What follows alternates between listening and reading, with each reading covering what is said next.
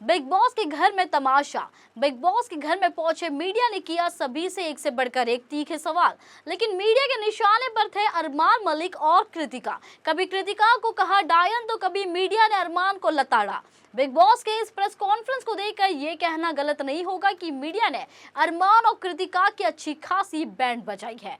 पायल को लेकर भी मीडिया का फूटा अरमान और कृतिका पर भड़ास। जी हाँ, बिग बॉस इन दिनों काफी ज्यादा सुर्खियों में है। बिग बॉस में अरमान अपनी दोनों पत्नियों के साथ पहुंचे थे। दोनों पत्नियों को लेकर अरमान हमेशा लाइमलाइट में रहते हैं। अरमान की पहली पत्नी पायल पहले हफ्ते में ही घर से बाहर हुई है। वेल बता दें, बिग बॉस OTT 3 के ग्रैंड फिनाले अगले महीने 2 अगस्त को होने जा रहा है। ग्रैंड फिनाले से पहले बिग बॉस के घर पहुंचे मीडिया ने घर वालों से उनकी जर्नी के साथ उनकी पर्सनल लाइफ को लेकर कई सारे सवाल किए और सबसे ज्यादा मीडिया के हिट लिस्ट में थे अरमान और कृतिका। अरमान मलिक के मैरिड लाइफ पर भी मीडिया ने कई तीखे सवाल किए। मीडिया ने सरेआम अरमान की दूसरी पत्नी कृतिका से कहा कि उन्होंने अपनी ही दोस्त के पति से शादी करके पायल को धोखा दिया है। तो मैं ये कहना चाहूँगा, देखो क्या ना कि पहले लोग ना मुझसे बिल्कुल प्यार नहीं करते थे। मुझे ऐसा लगता था कि मैं इस घर में आऊँगा और एक हफ्ते में चला जाऊँगा, पर मैं यहाँ तक पहुँचा हूँ। और उसके बाद जो गोलू के साथ जो हादसा हुआ उस पर मैंने स्टैंड लिया। मैंने कुछ नहीं देखा, बस वो था कि मेरी बीवी है, मेरी बीवी को किसी ने बोला और उसी टाइम मैंने एक्शन लिया। चाहे मैं चला भी जाता बाहर, पर मैं इनके लिए खड़ा था। आज भी खड़ा हूँ और कल भी खड़ा हूँ। ये कैमरे होते हैं या नहीं होते, तो मैं अगर जीतता हूँ तो हाँ, मैं खुश हूँ कि मैं यहाँ तक पहुँचा और विनर बना और ये एग्जाम्पल सेट होगा।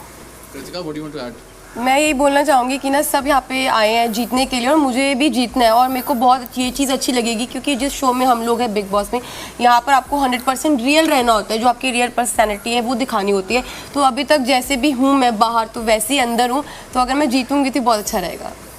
मीडिया ने कृतिका से ये भी कहा कि डायन भी 7 घर छोड़कर वार करती है। और कृतिका, हमने एक कहावत सुनी है ना कि डायन भी 7 घर छोड़ करके वार करती है। तो सबसे पहले तो मैं ये बात बोलूँगी कि हम एक रियलिटी शो में जो चीज़ें बाहर है वो मैं बाहर भी अपने ब्लॉग्स में बता चुकी। तो मैं इधर आके ना लोगों से झूठ नहीं बोलना चाहती थी। जो चीज़ें हैं मैंने वो बातें करी और ठीक है, मुझे प्यार हुआ, मैं मानती हूँ मुझे प्यार हुआ और हर किसी को प्यार होता है। और अरमान जी ने मेरा साथ दिया और पायल का जो इस चीज़ के अंदर पूरा का पूरा हाँ था, मतलब पायल ने हाँ करी तभी ये शादी हुई, तभी ये चीज़ें आगे बढ़ी। तो भाई ये जो चीज़ें ये हमारी पर्सनल है, हम तीनों की अंडरस्टैंडिंग है। और जो आप बोल रहे हो ना कि डायन ये सब, तो भाई ठीक है, ये मानती हूँ ये चीज़ें होती है। बल्कि मैं यही बात बोलूँगी कि सबसे इंपॉर्टेंट होती है अंडरस्टैंडिंग, जो कि हमारी है। और चीज़ें बहुत ज़्यादा ख़राब हो चुकी थी। मैंने सुसाइड करी, मैंने अपनी चीज़ें ख़राब की, मैंने मरने की कोशिश करी। एक ऐसा टाइम आ गया था कि हम तीनों अलग हो चुकी थी। मैंने रिश्ता ख़त्म करने की कोशिश करी। मैंने ये टाइम भी देखा कि मैं इनकी लाइफ से अलग हो जाऊँ, पायल हमारी लाइफ से अलग हो जाए। हम तीनों अलग हो चुके थे। अलग होने के बाद मुझे फिर एंड में चीज़ें समझ आई कि हाँ मैं नहीं रह सकती। तो देखो चीज़ें जब होती तब की तब मैं देखती। बाकी जो पायल ने किया वो बहुत, मुझे पता है पायल ने सही किया है और मैं अगर पायल की जगह होती तो मैं भी यही करती। Thank you. मीडिया ने अरमान से कहा कि वो नेशनल टीवी पर 2 शादियां प्रमोट करके यूथ को गलत मैसेज दे रहे हैं। इसके अलावा एक ही कम्युनिटी के यहाँ पे हमने देखा जो है लव थे, साथ में विशाल थे, शिवानी भी थी।